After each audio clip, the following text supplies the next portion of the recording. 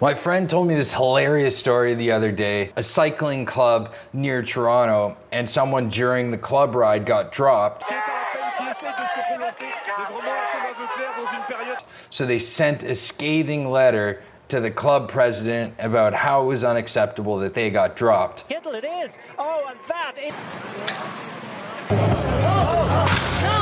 And then that got me thinking about how I've heard over the years from quite a few cyclists that say they don't do group rides. Is that it's because they got a flat and no one stopped to wait for them, or they got dropped. I've gotten dropped a whole bunch of times, especially when I first started cycling. And I got dropped a couple weeks ago here on the shootout because I did some stupid stuff I shouldn't have done, and then I got dropped. And I think what happens is a lot of cyclists, especially new cyclists, they don't realize that cycling is much more of a skill than it is, say, a sport like triathlon. And you need to know things, and you need to know when you got to jump, whose wheel you got to get on. If you're in a tailwind on a downhill section, if you don't get on someone's wheel fast and too much space opens up between you and the last guy, you're never going to catch that group. And there's certain situations where you got to be hyper aware, you got to get on the wheel, crosswind sections, and keying in on who the strong guys are. It's a sport. And I think what happens, a lot of people get into cycling and they don't think of it like that. They just think the guy with the biggest engine is always going to win. And that's not the case, especially in cycling. I mean, yeah, Tour de France, mountaintop finishes, in some circumstances, and you do need to have a big engine to be there, but it is not the most important thing. And I'll give you a great example. I remember I did Green Mountain Stage Race. It's a stage race here in the US, and I did it in 2019, and they have a TT at the beginning.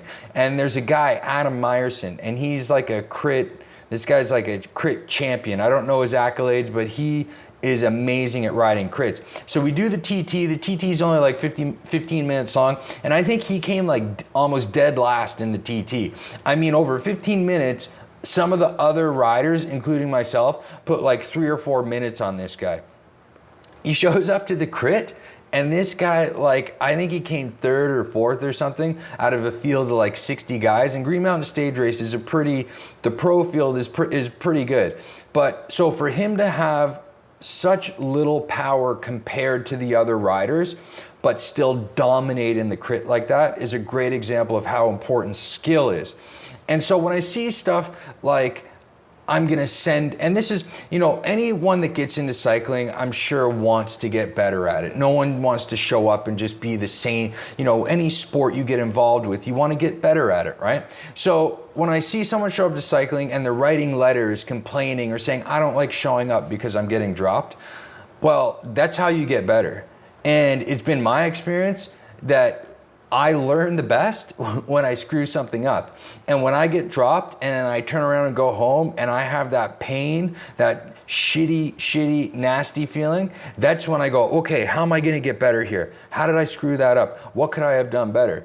Because it's like these instances that I'm telling you where you need to be on the wheel, you need to read the course, you need to key in on what the main players are doing. If you don't do that, even the best guys can get caught out and get dropped. You have to have an attitude of wanting to learn. A big part of that comes from humility. Like, dang, I got my ass whooped. How am I gonna fix this? I think in a club ride where you sign up, you pay dues, it should have a mentor program, because that's what happened to me. I joined a fantastic club. It was called the Newmarket Eagles. My first ride with them, I had guys helping me, teaching me stuff. Hey, don't do that, do this. I did their club races, which were awesome. And there were so many guys there that taught me all kinds of stuff. So I'm not completely criticizing the guy getting pissed for getting dropped, but I don't think there's anyone to blame but yourself.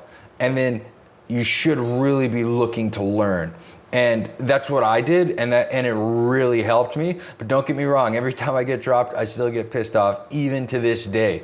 I want to talk about this thing where I've heard it from a bunch of people. I got a flat and people should wait for me. I think depending on the ride, and I think this is really important too, where I see things getting mixed up. But if you show up to a shootout in Tucson, a donut ride in Toronto, a Nichols ride in LA, those are like semi races. They're like a step below a race. And the guys going to those rides are looking for a hard workout. And everyone in those rides have flatted and no one has waited for them. So that's why someone isn't gonna wait for you if you get a flat, because no one waited for them. And it's because of the scenario of the ride, the type of ride it is. Everyone's going there to smash it and get a workout. If you get a flat, it's just bad luck. Now, if you go on a club ride, you sign up for a club, there's rules, there's policies. You go to the club president or you go to the ride leader at that club ride and you say, what happens during a flat? Do I put my hand up? Do I yell? Does someone wait for me? Or do they keep going? Or are they gonna wait for me up the road? To me, when I hear, oh, I don't do group rides because they don't wait for me when I get a flat, I think you haven't found the right ride for you.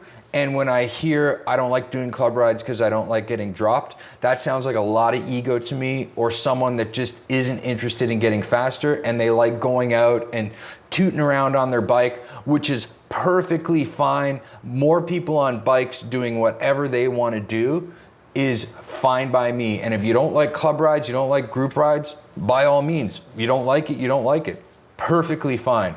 But I would hate to see someone that likes doing a group ride and they enjoy it, and the reasons they're not going is because someone doesn't wait for them to repair a mechanical, a flat, or if because they're getting dropped. Because I promise you, all those guys at that ride have all gotten dropped at one point or another, and probably a lot more recently than you would think, because cycling is one of the hardest sports out there. It is so hard to win a race, even if you're one of the best guys at the local level. To win a local race is very difficult. It's a very, very difficult sport. So you got to keep that in mind. So when I see guys out there that say they don't want to do the group rides, to me, I feel like something's missing, or they might be missing something, because for me, group rides are I love going out there. I love talking to the guys.